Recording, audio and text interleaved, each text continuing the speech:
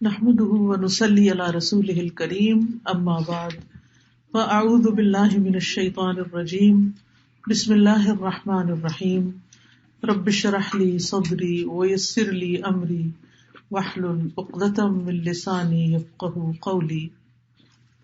سورۃ الحاقہ۔ الحاقۃ ما الحاقہ، ثابت ہونے والی، کیا ہے ثابت ہونے والی؟ اور کس چیز نے خبر دی آپ کو، کیا ہے ثابت ہونے والی؟ حق ہونے والی۔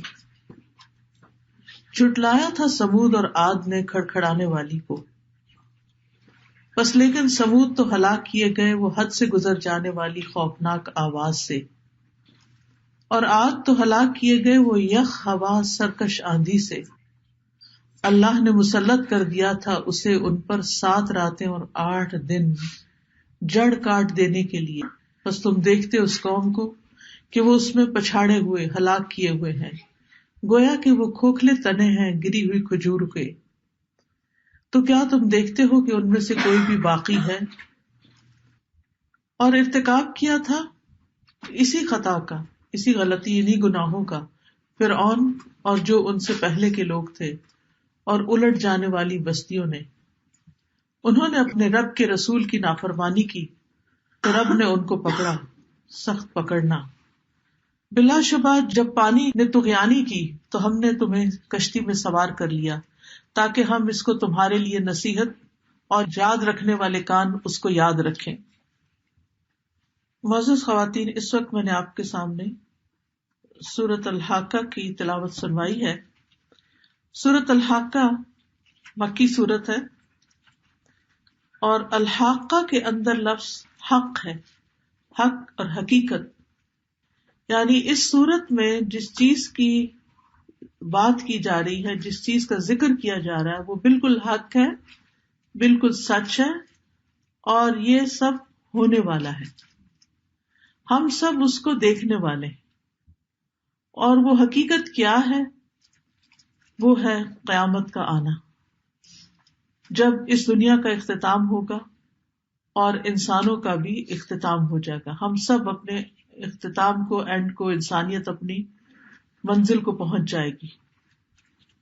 اللہ سبحانہ وتعالیٰ نے انسان کو پیدا کیا اور اس دنیا پر صرف ایک مخصوص وقت کے لیے بھیجا، اور اس لیے بھیجا تاکہ وہ دیکھے کہ تم میں سے کون اچھے عمل کرتا ہے۔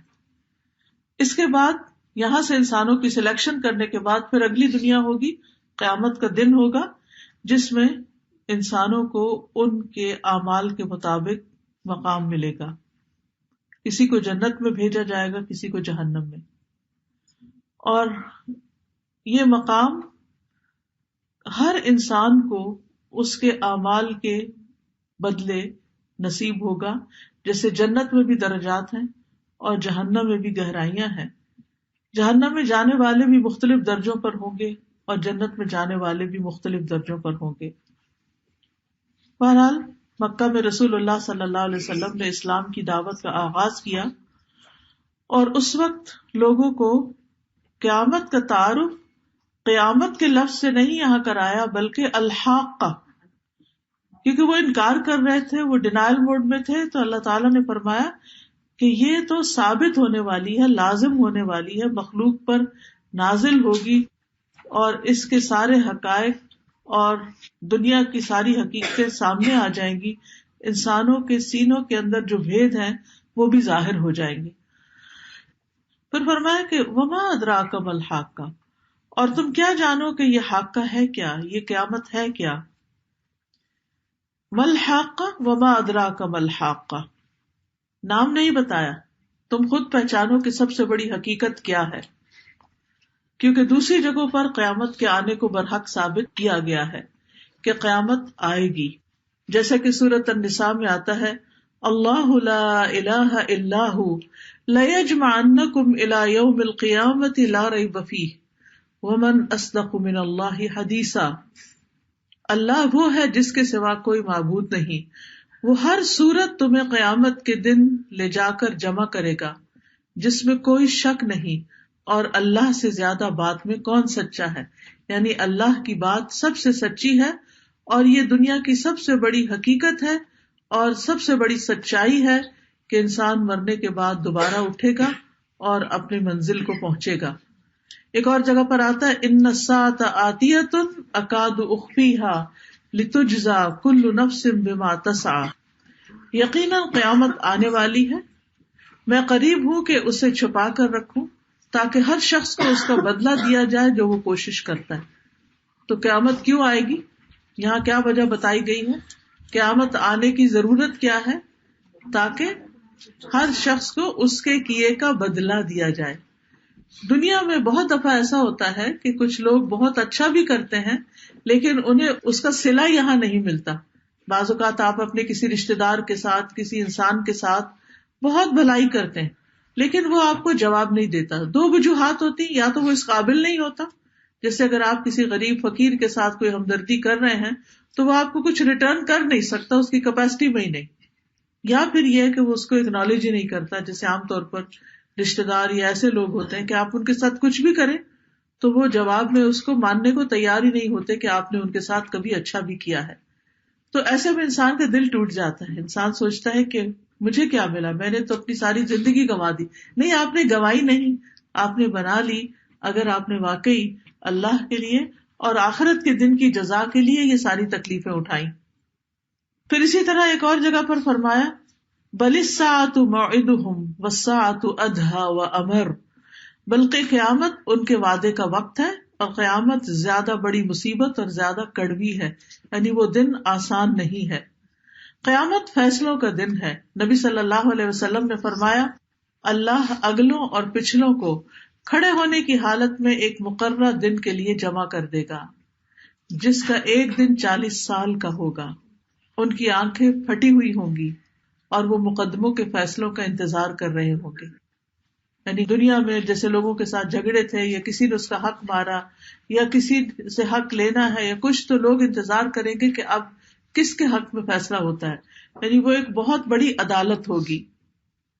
لیکن عجب بات ہے کہ اکثریت انسانوں کی قیامت کے دن سے انکار کرتی ہے. حالانکہ لاجیکلی بھی دیکھا جائے تو دنیا میں یہ ممکن نہیں کہ کسی انسان کو اس کی اچھائی یا برائی کا پورا بدلہ ملے. اس کے لیے ایک اور دن ہونا ہی چاہیے تھا، اور اللہ سبحانہ تعالیٰ نے وہ دن قیامت کا رکھا اور اس کے بارے میں بتا بھی دیا کہ انسانوں کو کس طرح ان کے اچھے یا برے کا نتیجہ مل کر رہے گا. یہ بھی یاد رکھیے کہ قیامت کے دن حق کے ساتھ فیصلہ ہوگا، اسی لیے اس کو الحاقہ کہا گیا کہ وہ حق کو حق کر دے گی، حق کو ثابت کر دے گی. جو حق آج سمجھ نہیں آتا لوگوں کو، بازو کا انسان کے اندر حق کو پہچاننے کی صلاحیت نہیں ہوتی یا حق کو اس طرح پیش کیا جاتا ہے کہ اس کو سمجھنے کے لیے بھی عقل درکار ہوتی ہے، تو وہاں ایسی کچھ مشکل پیش نہیں آئے گی. پھر حق کے ساتھ فیصلہ ہوگا. سورۃ الزمر میں آتا ہے وَأَشْرَقَتِ الْأَرْضُ بِنُورِ رَبِّهَا وَوُضِعَ الْكِتَابُ وَجِيءَ بِالنَّبِيِّينَ وَالشُّهَدَاءِ وَقُضِيَ بَيْنَهُم بِالْحَقِّ وَهُمْ لَا يُظْلَمُونَ. اور زمین اپنے رب کے نور کے ساتھ روشن ہو جائے گی اور لکھا ہوا سامنے رکھ دیا جائے گا اور نبی اور گواہ لائے جائیں گے اور ان کے درمیان حق کے ساتھ فیصلہ کر دیا جائے گا اور ان پر ظلم نہیں کیا جائے گا. اس دن انسان کا جسم بھی گواہی دے گا، خود انسان کے اپنے ہی خلاف. یہ ہاتھ پاؤں آج تو ہماری مرضی کے اوپر چلتے ہیں، لیکن قیامت کے دن یہ ہماری مرضی کی بات نہیں سنیں گے، یہ انسان کے حق میں یا انسان کے خلاف گواہی دیں گے. اعمال کو حق کے ساتھ تولا جائے گا، حق کے ساتھ بدلہ دیا جائے گا. لیکن ان ساری باتوں کے باوجود کذبت ثمود وعاد بالقارعہ، سمود اور عاد نے اس کھڑکھڑا دینے والی آفت کو جھٹلا دیا، اور وہ قیامت ہے. یہاں قیامت کا دوسرا نام بتایا جا رہا ہے جو کہ القارعہ ہے. قوم عاد جو تھی یہ عربوں کی ایک قدیم قوم ہے جو کہ بہت ہی زبردست قسم کی طاقتور قوم تھی، اور اس نے بہت بڑی بڑی اونچی عمارتیں بھی بنائی تھی. لیکن انہوں نے بھی اپنی دنیاوی ترقی کی وجہ سے قیامت کا انکار کیا. پھر فَأَمَّا ثَمُودُ فَأُهْلِكُوا بِالطَّاغِيَةِ، جہاں تک سمود کا تعلق ہے تو وہ ایک حد سے گزر جانے والی چیز کے ساتھ، یعنی خوفناک آواز سے ہلاک کیے گئے تھے. بس ایک چیخ تھی جس سے وہ سب ہلاک ہو گئے. وَأَمَّا عَادٌ فَأُهْلِكُوا بِرِيحٍ صَرْصَرٍ عَاتِيَةٍ، لیکن عاد تو یخ ہوا سرکش آندھی کے ساتھ تباہ کیے گئے. اب آپ دیکھیے کہ عاد نے بھی جھٹلایا قیامت کو، سمود نے بھی جھٹلایا. قوم سمود نے بھی بہت ترقی کی تھی. آج بھی ان کی دنیا میں آثار موجود ہیں کہ انہوں نے پہاڑوں کے اندر تراش تراش کے پتھروں کو خوبصورت گھر اپنے رہنے کے لیے بنائے تھے اور بستیاں بنائی تھی، لیکن جب اللہ کا عذاب آیا تو کوئی چیز ان کو بچا نہ سکی. اور قوم عاد پر تو ہوا کا عذاب آیا تھا، سخرها علیہم 7 لیال و 8 ایام، جو اللہ نے ان پر 7 راتیں اور 8 دن مسلط کر دیا تھا، حسوماً جڑ سے کاٹ دینے کے لیے. فَتَرَى الْقَوْمَ فِيهَا سَرْعَىٰ، تم وہاں دیکھتے کہ لوگ پچھڑے پڑے ہیں، یعنی ان کے جو جسم ہے وہ سر سے الگ ہو گئے اور اس طرح لیٹے ہوئے تھے گویا کہ یہ کھجور کے تنے ہوں جو تیز آندھی سے گر گئے ہوں اور ہر طرف لوگوں کی لاشیں گری پڑی تھی. اصل میں ہوتا یہ تھا کہ وہ یک ٹھنڈی اور تیز ہوا جو تھی، جو حد سے نکلی ہوئی تھی، جو ہوا کے فرشتوں کے بھی کنٹرول سے باہر ہو گئی تھی اور وہ لوگوں کے اوپر چھا جانے والی تھی، وہ ان پر 7 راتیں اور 8 دن تک مسلسل چلتی رہی. آپ دیکھیے کہ جب بھی ذرا ہوا تیز ہوتی ہے تو اس کی شائیں شائیں، اس کی چیخیں، اس کی آوازیں انسان کو بہت بادر کرتی اور انسان کہتا ہے کہ یہ کب ختم ہوگا. تو کتنا بھی آپ کنٹرول کریں لیکن کہیں نہ کہیں سے وہ آواز ضرور انسان کو پہنچتی. اب آپ اس قوم کا حال دیکھیں کہ پر 1 ویک وہ ہوا چلتی ہی رہی اور ختم نہ ہوئی اور دن رات چلتی رہی اور اس نے کسی کو باقی نہ چھوڑا. یعنی قوم عاد جو بہت اپنے آپ کو ترقی یافتہ قوم کہتی تھی، ایک ہوا نے جو نظر نہ آنے والی چیز تھی، صرف وہ چلی اور ان کو اٹھا کے پھینک دیا اور وہ اس طرح تھے گویا کھجور کے کھوکھلے بوسیدہ گرے ہوئے تباہ تنے تھے اور ان کے جسم روحوں سے خالی ہو گئے تھے. اور یہ بھی کہا جاتا ہے کہ آندھی نے ان کی گردنیں کاٹ کے پھینک دی تھی، یعنی اس تیز ہوا کی وجہ سے جب وہ گرے تو سر دھڑ سے الگ ہو گیا. پھر اس کے بعد فرعون کا ذکر کیا گیا کہ فرعون بھی بہت زبردست بادشاہ تھا. یہاں دنیا کی بڑی بڑی قوموں کا ذکر کیا جا رہا ہے جو قابل ذکر ہے. چھوٹی چھوٹی تو بہت سی گزری ہیں، لیکن یہ ترقی یافتہ قومیں تھی اس وقت کی کہ جنہیں دنیا میں قوت حاصل ہونے کی وجہ سے یہ خیال آ گیا تھا کہ ہم بڑی طاقت ہے، ہمیں کوئی نقصان نہیں دے سکتا، ہم سپر پاور ہیں، ہمیں کوئی چھیڑ نہیں سکتا. لیکن جب اللہ کا عذاب آ گیا تو وہ اس کے آگے ایسے پچھڑ کے جیسے کھجور کے تنے پڑے ہوں. پھر اسی طرح فرعون اور فرعون سے پہلے جو الٹا دی گئی تھی بستیاں، ان کا ذکر کیا گیا. یعنی ان سب کا قصور کیا تھا کہ انہوں نے خطا کا ارتکاب کیا تھا، اور وہ خطا کیا تھی کہ انہوں نے بھی قیامت کا انکار کیا تھا. فَعَصَوْا رَسُولَ رَبِّهِمْ، انہوں نے اپنے رب کے رسول کی نافرمانی کی، اللہ کے پیغام کو نہیں مانا. فَأَخَذَهُمْ أَخْذَةً رَابِيَةً، تو ایک بہت شدید پکڑ نے ان کو ہلاک کر دیا جو ان کے عذاب میں اضافہ کرنے والی تھی اور ان کی تکلیف کو بڑھانے والی تھی. اخذۃ رابیہ، رابیہ کہتے چڑھتے جانا اور اوپر ہوتے جانا. یعنی قیامت کے دن کی یا جہنم کی جو تکلیف ہے اس کے بارے میں قرآن مجید میں آتا ہے کہ فذوقوا فلن نزیدکم الا عذابا، پس چکھو عذاب کا مزہ، ہم تمہیں عذاب کے سوا کسی چیز میں بڑھائیں گے نہیں. ایک اور جگہ پر آتا ہے کلما خبت زدناہم سعیرا، جب جہنم کی آنچ تھوڑی ہلکی پڑنے لگی تو ہم اس کو اور بھڑکا دیں گے، یعنی عذاب میں اضافہ ہی ہوتا چلا جائے گا. تو یہاں اسی چیز کی طرف اشارہ کیا گیا. پھر فرمایا انا لما طغى الماء حملناکم فی الجاریہ. پھر قوم نوح کا قصہ یہاں بیان کیا گیا کہ قوم نوح جو تھی ان کو پانی سے ڈبو دیا گیا تھا. اب دیکھیے کسی کو چیخ سے، کسی کو ہوا سے، کسی کو پانی سے، کسی کو سمندر سے، یعنی پانی اتنا زیادہ بڑھا، اتنی زیادہ بارش برسی اور اتنا زمین سے نکلا کہ ہر چیز پر وہ چھا گیا، پہاڑوں کی چوٹیاں تک ڈوب گئی اور ہر چیز یعنی جانوروں سمیت ساری کی ساری مخلوق جو زمین کے اس حصے پہ تھی وہ ساری کی ساری ملیا میٹ ہو گئی. یہ کیوں کیا اللہ تعالیٰ نے؟ لِنَجْعَلَهَا لَكُمْ تَذْكِرَةً وَتَعِيَهَا أُذُنٌ وَاعِيَةٌ، تاکہ ہم تمہیں ایک یادگار بنا دیں اور سمیٹنے والے کان اس واقعے کو سمیٹ لیں، یعنی سمجھ لیں، جان لیں. خلاصہ کیا ہے، بتانے کا مقصد کیا ہے کہ جس قوم نے قیامت کو نہیں مانا پاسٹ میں، جو ان کے پاس پیغمبر آئے اور انہوں نے آ کر بتایا تو ان کو اللہ تعالیٰ نے یکساں ملیا میٹ کر دیا، خواہ وہ دنیا کے اعتبار سے بڑے عقل مند اور بہت ترقی یافتہ تھے. اب ہو سکتا ہے آپ کے ذہن میں یہ سوال پیدا ہو رہا ہو کہ آج کل ایسا کیوں نہیں ہوتا؟ دنیا میں بہت سے ایسے لوگ ہوتے ہیں کہ جو اللہ کو نہیں مانتے، قیامت کو نہیں مانتے، لیکن ان پہ تو کوئی عذاب نہیں آتا. تو بات یہ ہے کہ اب کوئی پیغمبر بھی تو نہیں آتا نا. یہ اس وقت کی سزائیں ہیں جب پیغمبر آئے اور انہوں نے ڈائریکٹلی لوگوں کو سمجھایا اور لوگوں نے نہیں مانا. لیکن ان سارے واقعات میں جو قرآن میں ریپیٹڈلی بیان ہوئے ان میں ہمارے لیے ایک سبق ہے. لِنَجْعَلَهَا لَكُمْ تَذْكِرَةً وَتَعِيَهَا أُذُنٌ وَاعِيَةٌ، یعنی یہ تمہارے لیے ایک یاد دہانی اور نصیحت ہے، اور تاکہ سننے والے کان اس کو سن کے رکھیں، سنی ہوئی بات یاد رکھے. کس چیز کو یاد رکھے؟ جو اللہ نے باتیں بتائی ہیں ان کو یاد رکھیں. یہ ساری تمہید باندھنے کے بعد اللہ تعالیٰ قیامت کے آنے کا بتاتے کہ کیسے آئے گی، یعنی قیامت کیسے آئے گی، وہ دن آئے گا کیسے، وہ شروع کیسے ہوگا، کہاں سے آغاز ہوگی. فرمایا فَإِذَا نُفِخَ فِي الصُّورِ نَفْخَةٌ وَاحِدَةٌ، جب سور میں ایک ہی بار پھونک مار دی جائے گی.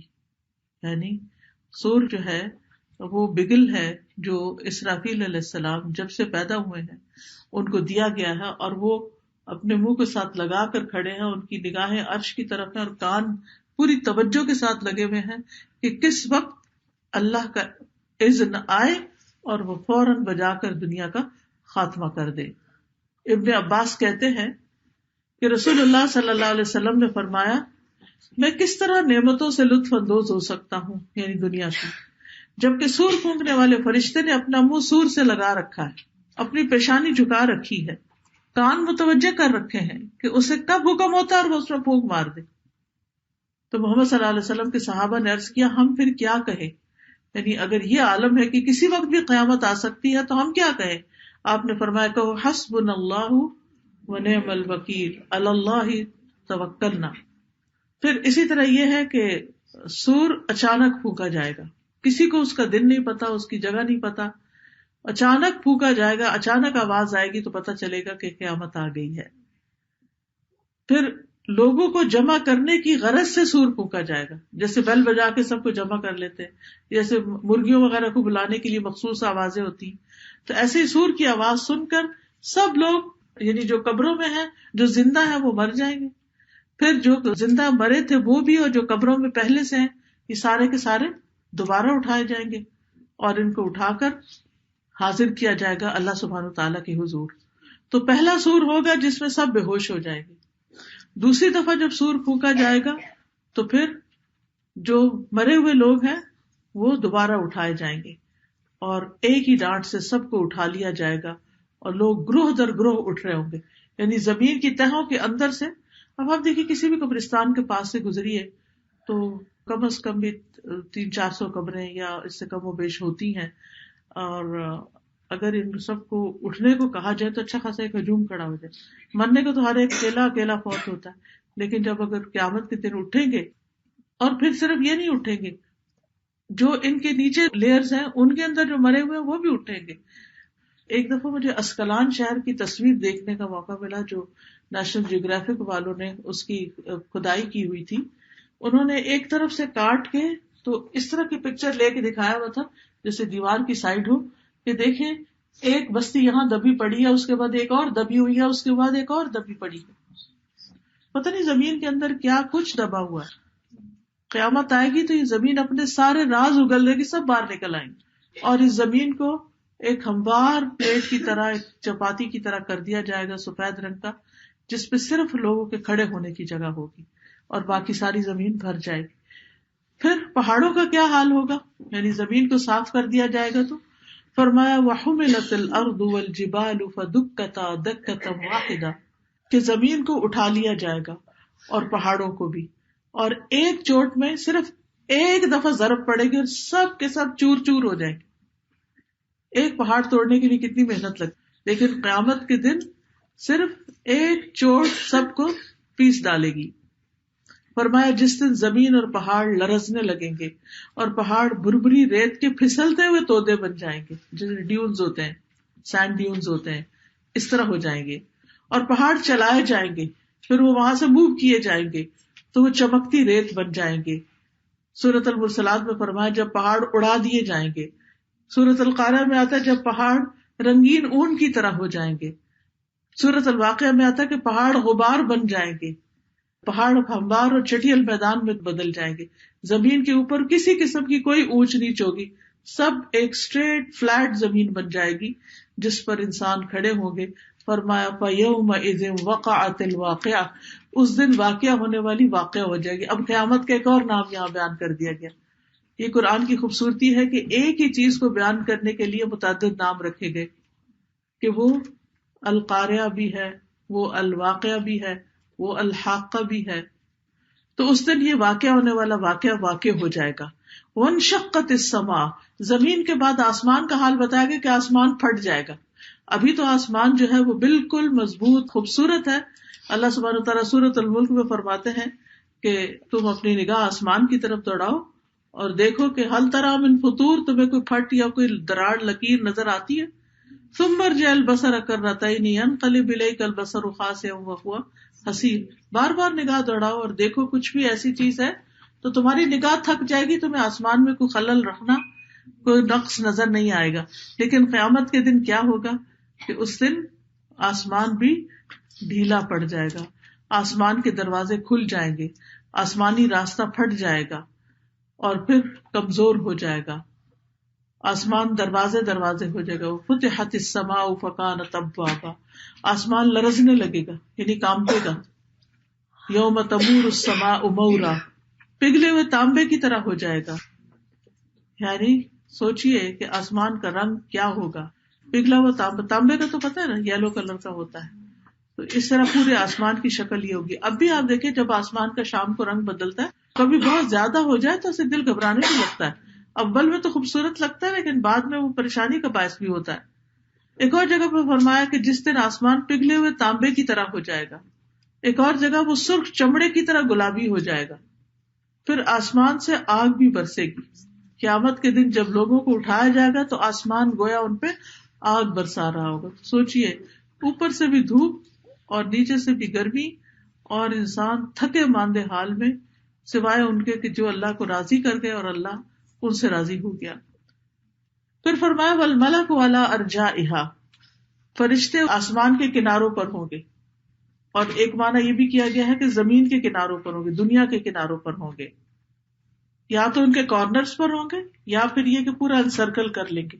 یعنی آسمان جب پھٹے گا تو فرشتے اتریں گے اور پھر وہ زمین کو چاروں طرف سے اپنے کنٹرول میں لے لیں گے.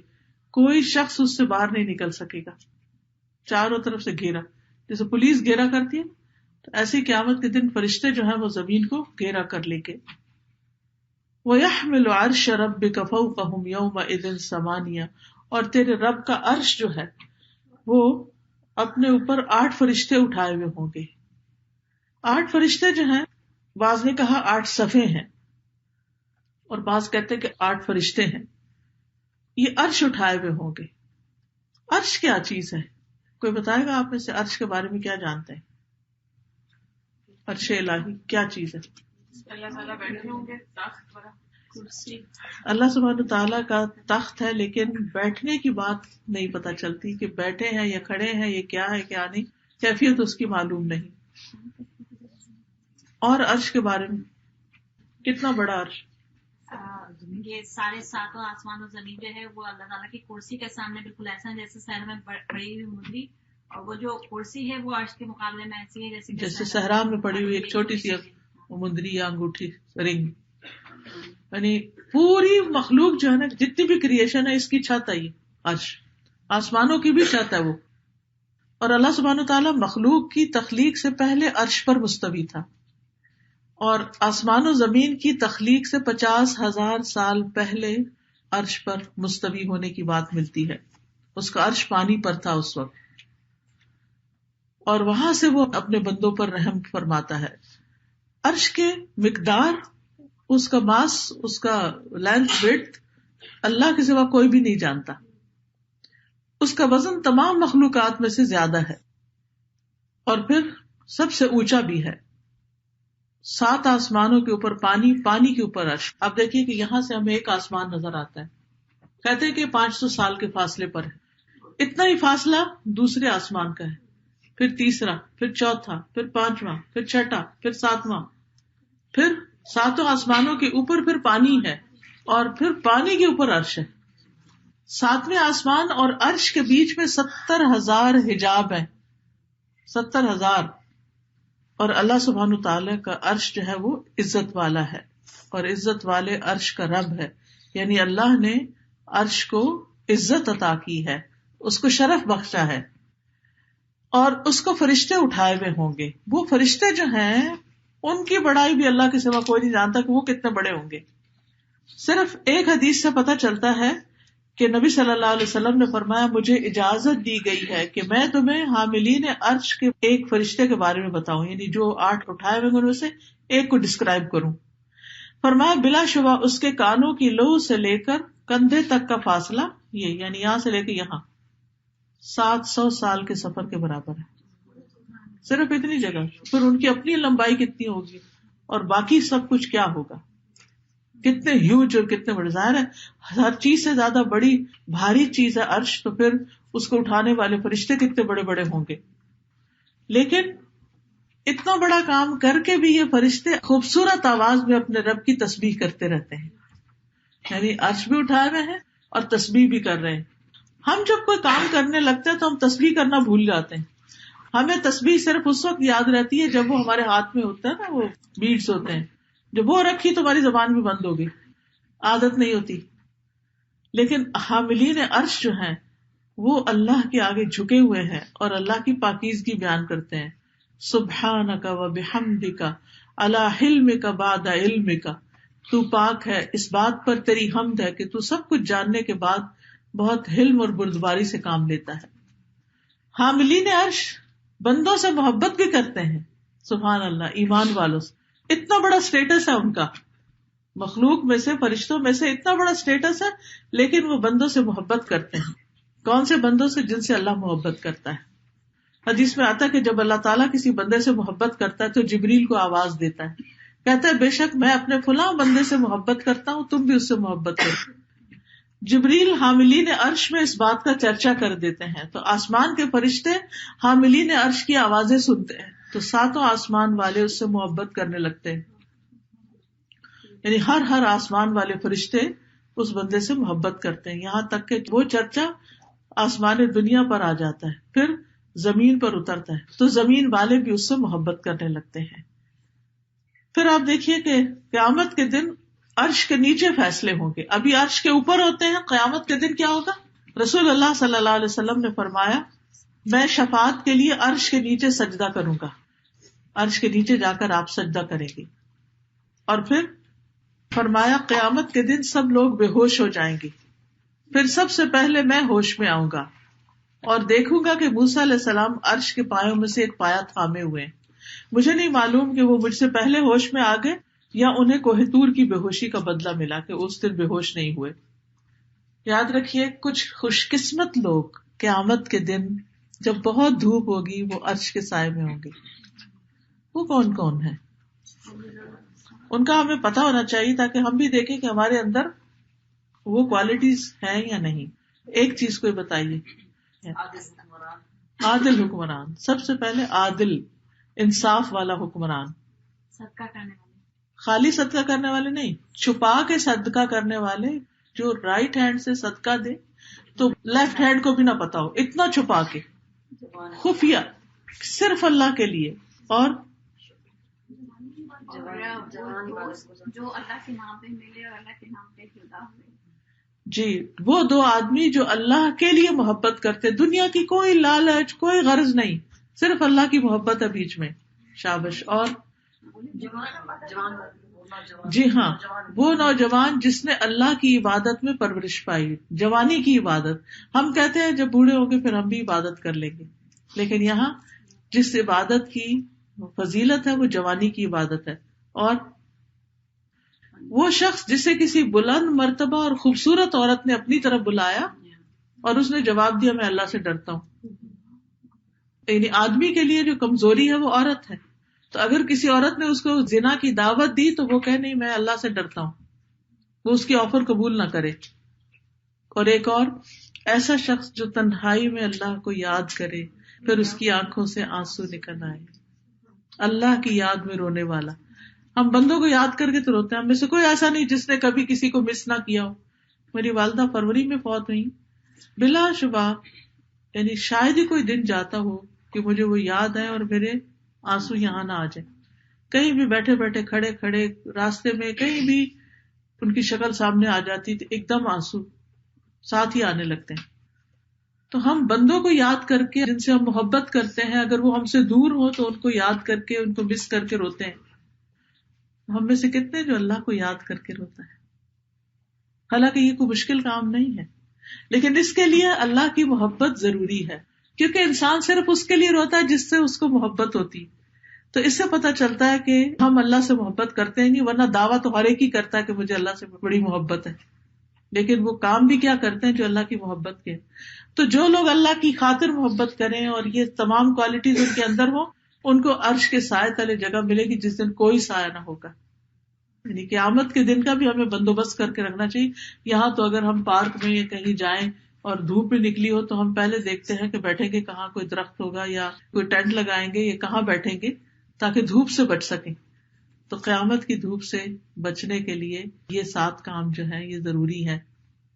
یہ اگر سارے نہیں بھی کر سکتے تو جو بھی اس میں سے کر سکتے. پھر اسی طرح تنگ دست کو مہلت دینے والا، یعنی اگر کسی نے قرضہ لیا اور پھر وہ پے بیک نہیں کر پا رہا تو اس کو تھوڑا اور ٹائم دے دینا. پھر اسی طرح فرمایا یومئذ تعرضون، اس دن تم پیش کیے جاؤ گے اللہ کے سامنے. لا تخفی منکم خافیہ، تمہاری کوئی چھپی چیز چھپی نہ رہے گی. ہر چیز ہم لوگوں کے سامنے کرتے ہیں یا لوگوں سے چھپ کے کرتے ہیں، سب سامنے آ جائے گا. نہ کوئی انسان چھپا ہوا ہوگا، اس کے جسم کا کوئی حصہ چھپا ہوا نہیں ہوگا. لوگ ننگے پاؤں ننگے بدن اٹھائے جائیں گے، کپڑا بھی کوئی نہیں ہوگا اوپر، کوئی عمل چھپا ہوا نہیں ہوگا. استغفر اللہ. آپ خود سوچئے کہ جو ہم لوگوں کی بیک بائٹنگ کر لیتے ہیں، ان کی پیٹھ پیچھے ان کی برائی کر لیتے ہیں یا اور اسی طرح کی چیزیں، وہ سب سامنے آ جائیں گی. جس نے جو کیا دھرا، ہر انسان کو لایا جائے گا، کوئی بھی پیچھے نہیں رہے گا، کوئی بھاگ نہیں سکے گا، کوئی اس پلانٹ سے اڑ نہیں سکے گا، گر نہیں سکے گا. پھر اکیلے اکیلے اللہ کے سامنے پیش کیا جائے گا. متقی لوگوں کو الگ کر لیا جائے گا. جیسے آپ ایئرپورٹ پہ جاتے ہیں تو وی آئی پی ایک طرف ہو جاتے ہیں اور باقی بھیڑ ایک طرف ہوتی ہے. مجرموں کو الگ کر دیا جائے گا، کرمنلز الگ ہوں گے. تمام اعمال سامنے آ جائیں گے، نامہ اعمال کھول دیا جائے گا اور اس سے کہا جائے گا اقرأ کتابک، اپنی کتاب خود پڑھو. کفا بنفسک الیوم علیک حسیبا، آج اپنا حساب لینے کے لیے تم خود ہی کافی. ہر انسان خود بھی فیصلہ کر سکے گا کہ میرا انجام کیا بن رہا ہے. ہر چھوٹا بڑا عمل سامنے لے آیا جائے گا. جب انسان وہ کتاب دیکھے گا تو کہے گا ما لہذا الکتاب لا یغادر صغیرۃ ولا کبیرۃ الا احصاها، اس کتاب کو کیا ہو گیا کہ اس نے نہ کوئی چھوٹی بات چھوڑی ہے نہ بڑی، مگر یہ کہ اس کو گن گن کے لکھ رکھا ہے. ہمارے بک آف ڈیڈ جو ہے وہ سامنے کھول کے رکھ دی جائے گی. ذرا برابر نیکی بدی بھی سامنے آ جائے گی.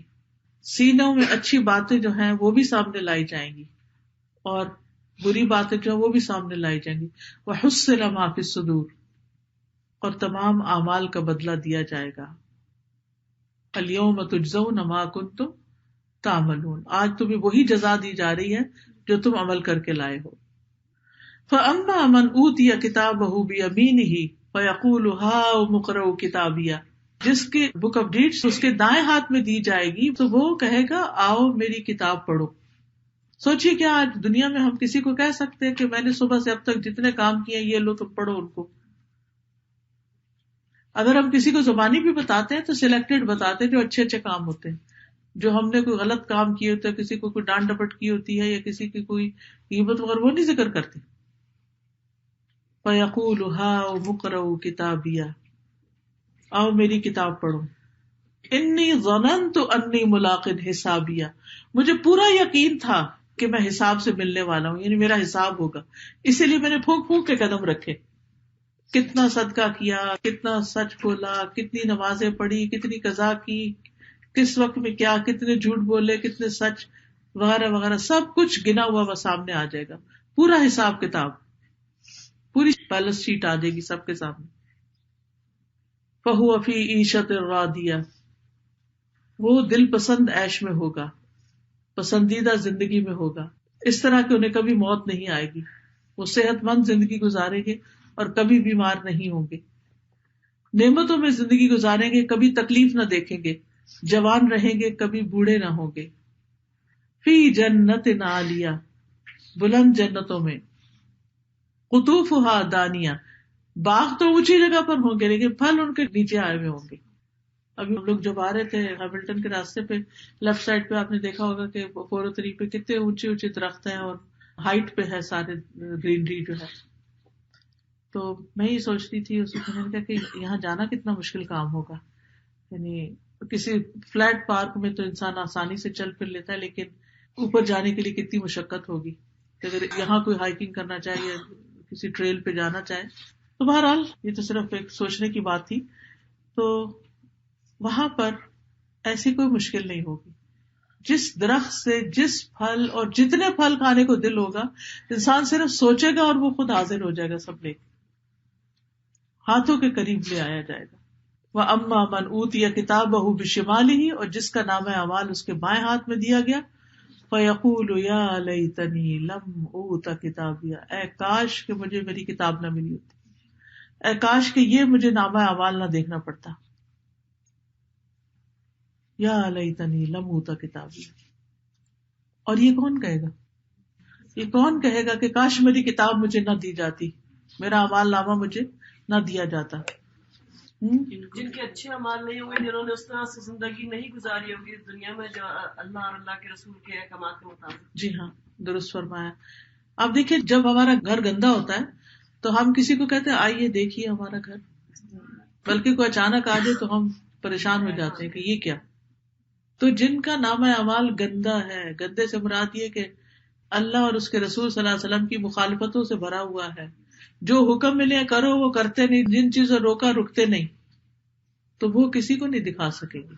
جی غیر مسلمانوں کا بھی حساب کتاب ہوگا؟ ان کا ڈائریکٹ ان کو بھیج دیا جائے گا کیونکہ ایمان ہی نہیں ہے. جی یہ حساب کتاب بس مسلمان، یہ مسلمانوں کا ہوگا حساب کتاب، منافقوں کا ہوگا جو اوپر اوپر سے اسلام کا اظہار کرتے ہیں، اندر سے ان کا دل راضی نہیں ہوتا. جی یہ جو پہلی کتاب ہوتی ہے یعنی جوز اور کرسچین، یہ کس کیٹیگری میں آئیں گے؟ جو شخص بھی، چاہے کوئی جو ہو کرسچن ہو، جو شخص محمد صلی اللہ علیہ وسلم کو نہ مانے وہ مسلمان نہیں کہلا سکتا. یعنی ان کی کامیابی کے لیے یہ ایک امتحان ہے کہ وہ آخری نبی کو بھی مانے، کیونکہ نبوت کو مانے بغیر ایمان مکمل نہیں ہوتا. پھر فرمایا وَأَمَّا مَنْ أُوتِيَ كِتَابَهُ بِشِمَالِهِ فَيَقُولُ يَا لَيْتَنِي لَمْ أُوتَ كِتَابِيَهْ، جس کا نامہ اعمال اس کے بائیں ہاتھ میں دیا جائے گا وہ کہے گا کاش مجھے یہ نہ دیا جاتا. وَلَمْ أَدْرِ مَا حِسَابِيَهْ، میں نہ جانتا کہ یہ حساب کیا ہے. یا لیتہا کانت القاضیہ، اے کاش جو موت آئی تھی اس نے فیصلہ کر دیا ہوتا، یعنی مجھے اب یہ سب کچھ نہ دیکھنا پڑتا. پھر وہ کیٹیگوریکلی کہے گا ما اغنا انی مالیہ، میرا مال میرے کسی کام نہیں آیا.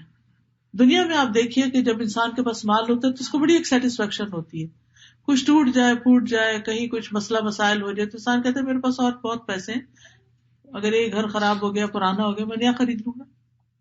کوئی بھی چیز اس کی زندگی سے جاتی ہے تو وہ کہتا ہے فکر کی بات ہی نہیں، اتنا ہے کہ 7 نسلیں کھا سکتی ہوں. اس کو اپنے مال پہ بڑا زوم ہوتا ہے. لیکن وہاں وہ کہے گا کہ یہ تو جو میں جمع کرتا رہا یہاں تو آگے آیا ہی نہیں، یہ تو فائدہ ہی نہیں دے رہا. یہ تو ایسے ہی کہ جیسے کسی شخص نے بینک بھرا ہو جمع کر کر کے اور جب وہ نکلوانے جائے تو وہاں تو آپ سوچیے کہ کیا حال ہوگا. کہ دنیا میں انسان نے جو کوششیں کی دنیا کے لیے وہ وہاں کام نہیں آئے گی، وہاں وہی چیز کام آئے گی جو وہاں کے لیے کی گئی ہوگی. تو مال کی کثرت فائدہ نہیں دے گی. اور قرآن مجید میں آتا ہے کہ اگر زمین بھر سونا بھی کوئی دینا چاہے گا فدیے میں تو وہ بچ نہیں سکے گا. ہلاک انی سلطانیہ، میرا تو سارا اقتدار ہی چلا گیا. یہ وہ لوگ کہیں گے جنہیں دنیا میں کوئی اتھارٹی کوئی اسٹیٹس حاصل تھا، وہ کہیں گے کہ میری تو ساری طاقت، میرا سارا اسٹیٹس، میرا سارا مقام کچھ بھی کام نہیں آیا. یعنی جن چیزوں سے دنیا میں انسان کام نکلواتا ہے وہ قیامت کے دن کام نہیں آئے گی. قیامت کے دن تو اچھے اعمال کا سوال ہوگا کہ وہ ہے تو وہ کارڈ چلے گا، باقی کچھ نہیں.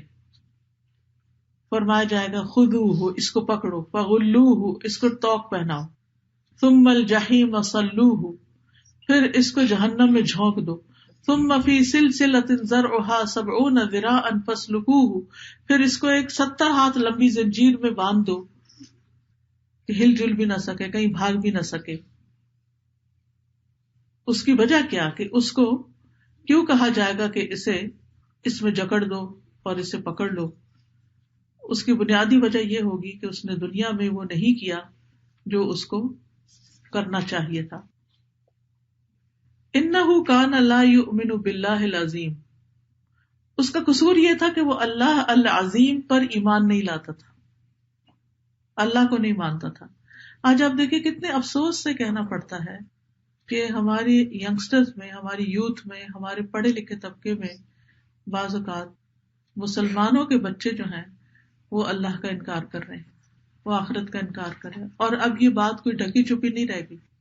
آپ بچوں کو کہتے ہیں نماز پڑھو نماز پڑھو، وہ نہیں پڑھتے۔ آپ جمعے کے لیے کہتے ہیں وہ نہیں جاتے، آپ عید کے لیے کہتے ہیں وہ نہیں جاتے، تو آپ کہتے ہیں کہ تم مسلمان نہیں ہو، تو وہ برملا کہتے نہیں، I'm no more مسلم، میں نہیں مانتا۔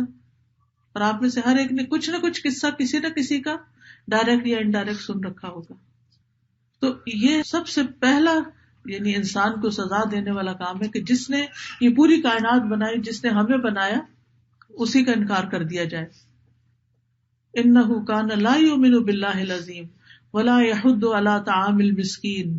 دوسری غلطی، دوسرا قصور، مسکین کو کھانا کھلانے کا شوق نہیں دلاتا تھا، یعنی دوسروں کے دل میں شوق پیدا نہیں کرتا تھا کہ دیکھو کسی مسکین ضرورت مند کو کھلاؤ۔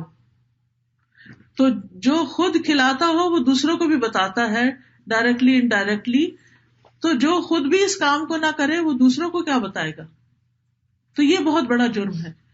یعنی دوسرے لفظوں میں سوسائٹی میں جو لوگ پاورٹی لائن کے آس پاس جی رہے ہیں ان کا خیال نہ کرنا۔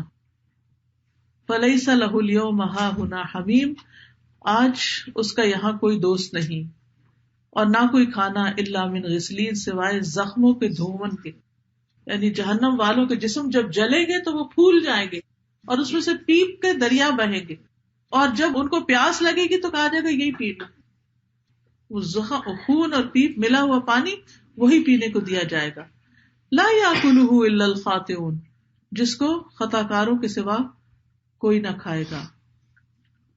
تو جہنمیوں کا کھانا جو ہے کانٹوں والی گھاس ہوگی، جیسا کہ سورۃ الغاشیہ میں آتی ہے، حلق میں پھنسنے والا کھانا ہوگا، جیسے سورۃ مزمل میں آتا ہے ان لدینا انکالا وجحیما وطعاما ذا غصۃ وعذابا الیما۔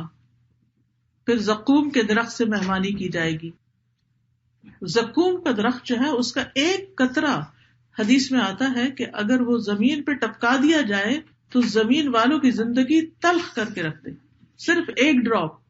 تو کہاں یہ ان کو کھانے کے لیے دیا جائے گا۔ تو پھر اللہ تعالیٰ فرماتے ہیں فلا اقسم بما تبصرون وما لا تبصرون، پس نہیں میں قسم کھاتا ہوں ان چیزوں کی جو تم دیکھتے اور جو تم نہیں دیکھتے، ان سب کو گواہ بناتا ہوں۔ انہ لقول رسول کریم، کہ بے شک یہ ایک معزز فرشتے کا قول ہے، اور معزز فرشتے سے مراد جبریل ہے۔ جبریل علیہ السلام یہ کلام لے کر آئے ہیں، آپ نے اپنی طرف سے یہ سب کچھ نہیں اختیار کیا۔ آپ دیکھیے کہ ہماری یوتھ کے اندر اللہ کا انکار کرنے کے بعد جو ایک اور ٹرینڈ چل پڑا وہ یہ کہ ہو نوز کہ قرآن ایک سچی کتاب ہے، قرآن میں ڈاؤٹ کرنے لگ گئے، اس کو چیلنج کرتے ہیں۔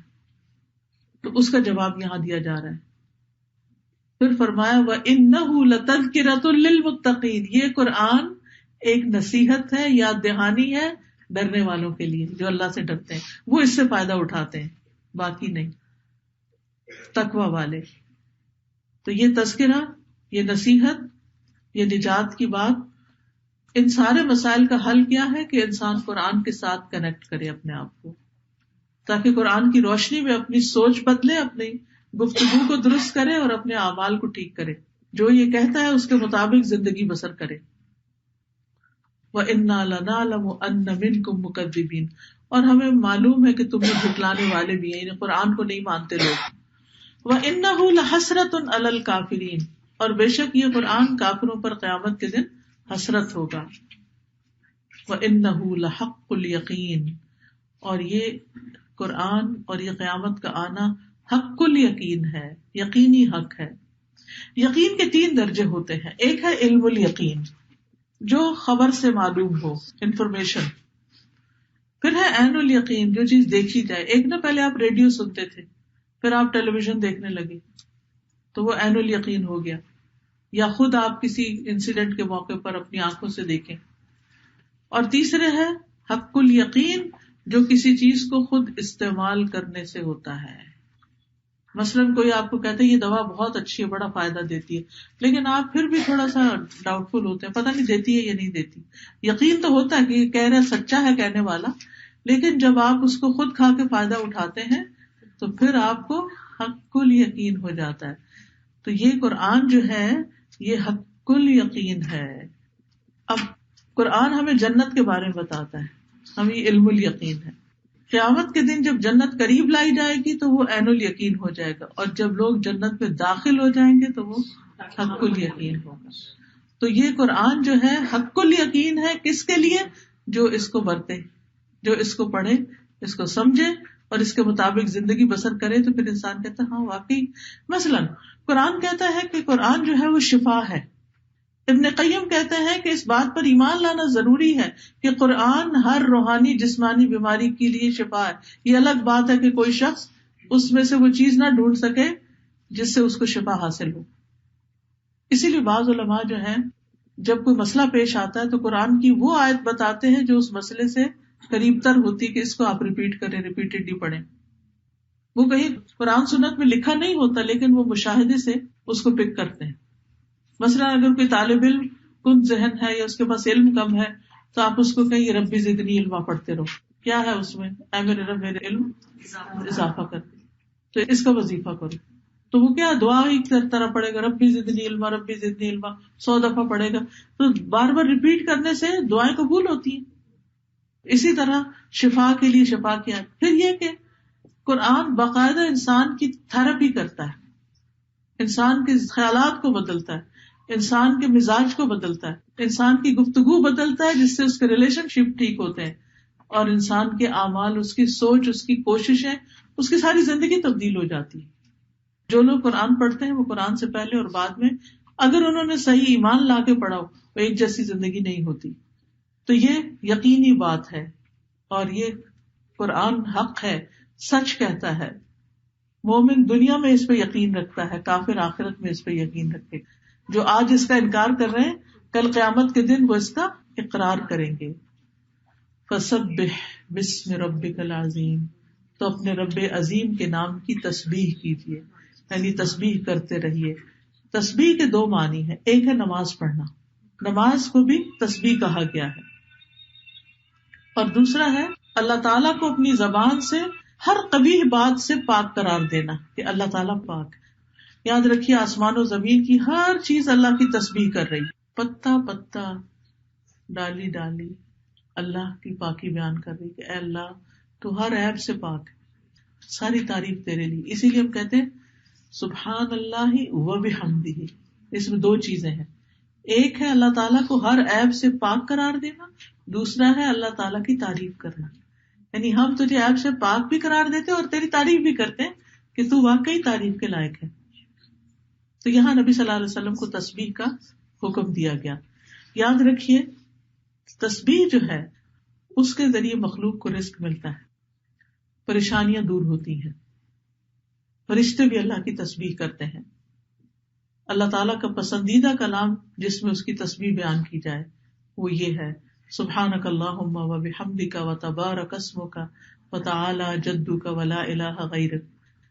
کیونکہ تسبیح جو ہے اللہ کا قرب پانے کا ذریعہ. ہم سب چاہتے ہیں نا ہم اللہ کے قریب ہو جائیں، تو تسبیح کرنے سے انسان اللہ کا قرب پا لیتا ہے. اسی طرح دل کی تنگی، گھبراہٹ، بے چینی، پریشانی کا علاج ہے. یعنی جو بھی یہ کہتا ہے کہ مجھے ڈپریشن ہے، اداسی رہتی ہے، میرا دل پریشان رہتا ہے، ان کو چاہیے کہ تسبیح کی پابندی کریں. قرآن مجید میں آتا ہے اور بلا شبہ ہم جانتے ہیں کہ بے شک تیرا سینہ اس سے تنگ ہوتا ہے جو لوگ باتیں کرتے ہیں. ہوتا ہے نا کہ بعض اوقات فیملی میں کوئی مسئلہ ہو جاتا ہے, یہ باتیں کر رہا ہے, وہ کر رہا ہے, انسان کا دل تنگ ہونے لگتا ہے کہ یہ کیا, مجھے ہم لوگوں سے کتنا ڈرتے ہیں, کتنا ڈر ہوتا ہے لوگوں کا, لوگ کیا کہیں گے, لوگ کیا کہیں گے, ہر چیز لوگوں کو سامنے رکھ کے جی رہے ہوتے ہیں. تو آپ صلی اللہ علیہ وسلم کو قرآن مجید میں بتایا گیا کہ ہمیں پتا ہے کہ لوگوں کی باتوں سے آپ کا دل تنگ ہوتا ہے, بس اپنے رب کی حمد کے ساتھ تسبیح کیجیے اور سجدہ کرنے والوں میں سے ہو جائیے, یعنی تسبیح اور نماز, اور اپنے رب کی عبادت کیجیے یہاں تک کہ تیرے پاس یقین یعنی موت آ جائے. یہ علاج ہے سینے کی تنگی کا, دل کی گھٹن کا, گھبراہٹ اور پریشانی کا. ایک اور حدیث میں آتا ہے رسول اللہ صلی اللہ علیہ وسلم نے فرمایا, جو رات سے خوف کھائے, یعنی رات کو ڈر لگتا ہو, خصوصاً جو لوگ اکیلے رہتے ہیں وہ ڈرتے ہیں کہ وہ اسے پریشان کرے گی, یا مال خرچ کرنے سے بخل کرے, یا دشمن سے مقابلہ کرنے سے ڈرے, تو اسے چاہیے کہ اس قول کی کثرت کر دے, سبحان اللہ و بحمدہ. تو جہاں ڈر اور گھبراہٹ ہو رہی ہو تسبیح پڑھنی شروع کر دے. پھر تسبیح کرنا صدقہ بھی ہے. نبی صلی اللہ علیہ وسلم نے فرمایا, تم میں سے جو آدمی صبح کرتا ہے اس کے ہر جوڑ پر صدقہ لازم ہوتا ہے. تو ہر مرتبہ سبحان اللہ کہنا صدقہ ہے, کیونکہ ایک اور حدیث میں آتا ہے الکلمۃ الطیبۃ صدقہ, پاکیزہ بات جو ہے وہ صدقہ ہوتی ہے. تو الحمدللہ, اللہ اکبر, لا الہ الا اللہ کہنا, یہ سب صدقہ ہے. تسبیح سے نیکیاں ملتی ہیں, گناہ مٹتے ہیں. تسبیح کرنے سے زمین و آسمان بھر جاتی ہے. زبان پہ ہلکے کلمات ہیں اور میزان میں بڑے بھاری, سبحان اللہ و بحمدہ, سبحان اللہ العظیم. اسی طرح سبحان اللہ والحمد للہ ولا الہ الا اللہ واللہ اکبر, یہ قیامت کے دن آگے اور پیچھے آ کر پروٹیکٹ کریں گے انسان کو, اور یہی کلمات باقیات الصالحات ہیں. تسبیح سے جنت میں درخت لگتے ہیں. ایمان والوں کو صبح و شام تسبیح کا حکم دیا گیا ہے, تو خاص طور پر صبح اور شام تسبیح کرنی چاہیے. 100 مرتبہ جو پڑھے گا اس سے زیادہ اچھا عمل کسی اور کا نہیں ہوگا, خصوصاً طلوع شمس کے وقت جب سورج آس پاس ہو, نکل رہا ہو. نبی صلی اللہ علیہ وسلم نے فرمایا, جب بھی سورج چڑھتا ہے اللہ عز و جل کی ہر مخلوق اللہ کی تسبیح اور حمد بیان کرتی ہے, لیکن شیطان اور اولاد آدم میں سے آتا قسم کے لوگ نہیں کرتے. تو میں نے بنی آدم میں آتا قسم کے لوگوں کے بارے میں سوال کیا کہ وہ کون ہوتے ہیں. آپ نے فرمایا بدترین انسان, یا فرمایا اللہ کی مخلوق میں سے بدترین لوگ جو اس وقت تسبیح نہیں کرتے, یعنی سوئے رہتے ہیں یا غفلت میں وقت گزار دیتے ہیں. آپ دیکھیں صبح سوئے رہتے ہیں اور رات کو ٹی وی دیکھتے دیکھتے سو جاتے ہیں, تو نہ اس کنارے پہ اللہ کی تسبیح نہ دوسرے پر, تو یہ درست نہیں. پھر رکوع اور سجدہ کرنے میں تسبیح کی جاتی ہے, سجدے میں تسبیح, نماز کے بعد, سوتے وقت, قرآن پڑھتے وقت اللہ کی تسبیح بیان کرنی چاہیے, رات کے وقت نیند نہ آئے تو تسبیح کریں. تو بہرحال سورت بہت ہی زبردست سورت ہے جس میں ہمیں یہ بتایا گیا ہے کہ انسان کو اس بات کو ریئلائز کر لینا چاہیے, مان جانا چاہیے کہ اس دنیا کے اختتام پر اسے اللہ کے حضور حاضر ہونا ہے, اور وہ دن سچ ہے, اور اس دن اعمال دیکھے جائیں گے, اور اس دن کے خوف اور گھبراہٹ سے بچنے کے لیے قرآن کے ساتھ تعلق قائم کرنا, نماز پڑھنا اور تسبیح کرنا, یہ اہم ترین فرائض ہیں. اللہ تعالیٰ سے دعا ہے کہ وہ ہمیں اس کی توفیق عطا فرمائے. وآخر دعوانا ان الحمد للہ رب العالمین. سبحانک اللہم و بحمدک, اشہد ان لا الہ الا انت, استغفرک و اتوب الیک. آپ دیکھیں کہ لیکچرز تو کبھی کبھی ہوتے ہیں, آپ کے گھر میں اچھی کتابیں اور اچھے کارڈز ہونے چاہیے, اور اس چیز پر مال خرچ کرنا جو ہے وہ بھی صدقہ ہوتا ہے انسان کا. استخارے کے بارے میں بہت لوگوں کو کنفیوژن رہتی ہے, تو یہ استخارے کا کارڈ ہے جس میں دعا بھی اینڈ میں لکھی ہوئی ہے, استخارہ کیوں, کب, کیسے کرتے ہیں. پھر انسانوں کے کاموں میں رکاوٹیں آ جاتی ہیں, تو یہ استغفار کی برکات ہیں کہ یعنی جس کی زندگی میں بھی کوئی ایسی چیز ہو جو ہو کے نہ دے رہی ہو تو استغفار کی کثرت کرے. سفر کی دعائیں ہیں, نعمتیں اللہ کے شکر سے باقی رہتی ہیں. الحمدللہ کا کارڈ ہے, اور یہ اتنے خوبصورت کارڈ ہے کہ کہیں بھی آپ رکھ دیں تو گھر کی ڈیکوریشن بھی ہو جاتی ہے اور دل کی بھی ساتھ. نظر اور تکلیف کو دور کرنے والی دعائیں, نظر لگ جاتی ہے, بیمار ہو جاتا ہے, اچانک کوئی ان یوزل قسم کی سمٹمز آنے لگتی ہیں.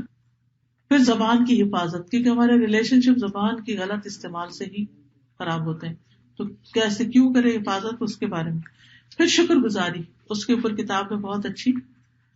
پھر اسوہ حسنہ اور پروٹیکشن کی دعائیں ہیں, ہم سب کو ڈر لگتا ہے یہ نہ ہو جائے وہ نہ ہو جائے، تو اپنے آپ کو پروٹیکٹ کریں، اپنے گھر والوں کو، بچوں کو، مال کو، نعمتوں کو، اور جس چیز سے ڈر لگتا ہے تو یہ جو کارڈ ہے دعاؤں کا یہ فولڈ ہو جاتا ہے. یہ ساری حفاظت کی دعائیں ہیں، آپ کے بیگ میں بھی ہو، کہیں ٹریول کر رہے ہیں رات کو پڑھ لیں، دن کو پڑھ لیں، قبولیت کے اوقات میں پڑھیں، اذان کے بعد دعا قبول ہوتی ہے، مسجد لے جائیں، جمعے کے دن، جمعے کی آخری گھڑیوں میں، تہجد کے وقت یہ دعائیں جو ہے انشاءاللہ آپ کو بہت فائدہ دے گی کیونکہ اوتھینٹک ہے.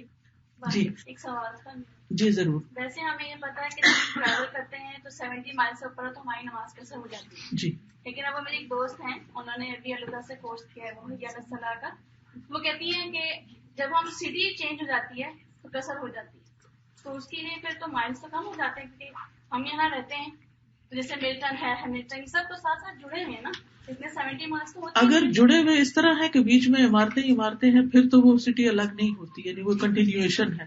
لیکن اگر ایک سٹی الگ ہوئی، بیچ میں خالی زمین آ گئی اور وہ دوسرے سے الگ ہو گئی، تو اس صورت میں، کیونکہ نبی صلی اللہ علیہ وسلم نے مدینہ سے نکل کر جب آپ مکہ جا رہے تھے تو پہلے ہی اسٹیشن پر جو بیر علی ہے جہاں ابھی بھی عمرہ باندھتے ہیں وہاں آپ نے قصر کی. تو وہ مدینہ سے کتنا فاصلہ ہے؟ بہت کم ہے، لیکن آپ نے وہاں قصر کی تھی. اصل میں وہ تو ایک لمبے سفر پہ جا رہے تھے نا، تو ان کا سفر شروع ہو گیا تھا. تو اس صورت میں جب آپ ایک لمبے سفر پہ جا رہے ہیں اور سفر شروع ہو گیا ہے تو اس صورت میں تو آپ اتنی جگہ پر بھی قصر کر سکتے ہیں، لیکن سفر فیل ہونا چاہیے اور سفر کو سفر سمجھنا چاہیے. یہاں پر آپ جس طرح کی کمیوٹنگ کرتے ہیں وہ تو ایسے ہی جیسے ایک محلے سے نکل کے دوسرے محلے میں جا رہے ہیں تو وہ مختلف ہو جاتا ہے. لیکن مسیساگا سے انکاسٹر جو ہے وہ سفر ہی ہے. جی. کچھ لوگ نظر کا لگنا اس کا انکار کرتی ہیں، تو آپ کی کیا رائے ہوگی کہ سچ ہے یا نہیں؟ دیکھیں میری رائے تو کوئی حیثیت نہیں رکھتی.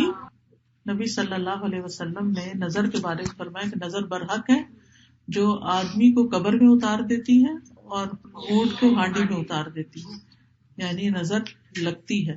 نظر کی کئی قسمیں ہیں، ایک ہے پیار کی نظر، ایک ہے تعجب کی نظر، واو، ایک ہے حسد کی نظر. ٹھیک ہے، تو مختلف طرح کی نظریں ہوتی ہیں اور ہم جانتے ہیں کہ ہمارے جسم سے ایسی ریز نکلتی ہیں جو بعض اوقات دوسرا جو اس کو جا کے ٹکراتی ہیں اور اس کی کیمسٹری بدل جاتی ہے اور لوگ بعض اوقات اچانک سر درد کا شکار ہو جاتے ہیں، کسی کام میں دل نہیں لگتا، بچہ پڑھتے پڑھتے رک جاتا ہے، جاب چھوڑ کے بیٹھ جاتی ہے، کئی طرح کا مسائل ہوتے ہیں. تو دعا پڑھ لینے میں حرج تو کوئی نہیں ہے نا، بیمار ہو جاتے ہیں. جی. آپ تعویذ پہننا شرک میں آتا ہے؟ تعویذ پہننے سے تو منع کیا گیا، پڑھنے کو کہا گیا کہ پڑھا جائے. اگر اس میں صرف قرآن آیا تو پھر بھی پڑھنا ہی چاہیے. السلام علیکم.